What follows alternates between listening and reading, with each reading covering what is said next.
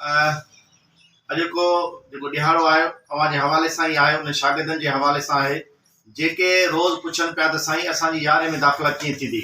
ऐं ॿुधाइणु चाहियां पियो ऐं काफ़ी ॾींहंनि खां इन हवाले सां वीडियोज़ ऐं खोड़ सारा मैसेजिस बि मूं सोशल मीडिया ते शेयर कया आहिनि त 11 में दाख़िला जे लाइ 9 क्लास जी मार्कशीट जो ज़रूरी आहे हुजणु ऐं उन सां गॾु मैट्रिक जी स्लिप जो हुजणु ज़रूरी आहे।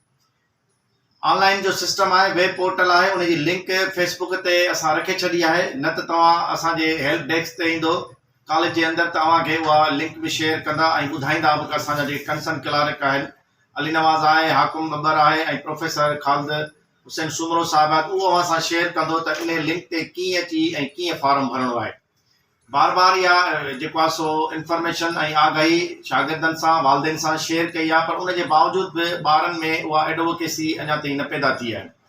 ऐं इंटर जे हवाले सां काफ़ी सारनि शागिर्दनि इहो पुछियो पियो त साईं असांजी इंटर जी दाख़िला कीअं थींदी। उन लाइ इहो आहे त मैन्युअल सिस्टम सां उनजी दाख़िला थींदी। हे काफ़ी सारा शागिर्द आहिनि जिन असां दाख़िला वरिती आहे। ही इंटर जो फॉर्म आहे, मैन्युअली आहे, जंहिंमें जेको आहे सो तव्हांखे डिटेल्स असांखे ॾियणा आहिनि। फोटू आहे, फर्स्ट ईयर जी जेको आहे सो स्लिप आहे, प्लस में जेको आहे सो ही सॼी डेटा अवां शेयर कंदो। फोटो कॉपी ते बि अवांखे आराम सां मिली वेंदो।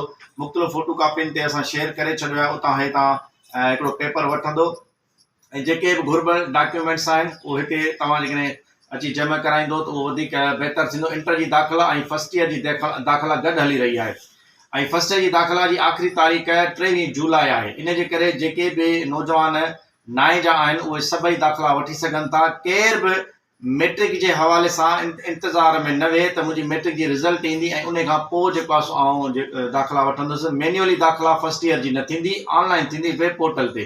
जॾहिं त इंटर जो शागिर्द मैन्युअली दाख़िला वठंदो ऐं उहो कॉलेज में ईंदो त उनखे असां गाइडेंस ॾींदासीं। हेल्प डेस्क असांजी हिते क़ाइमु आहे, जंहिंमें सभु कंसर्न माण्हू वेठा आहिनि, उहे अव्हांखे गाइड कंदा। पाकिस्तान ज़िंदाबाद।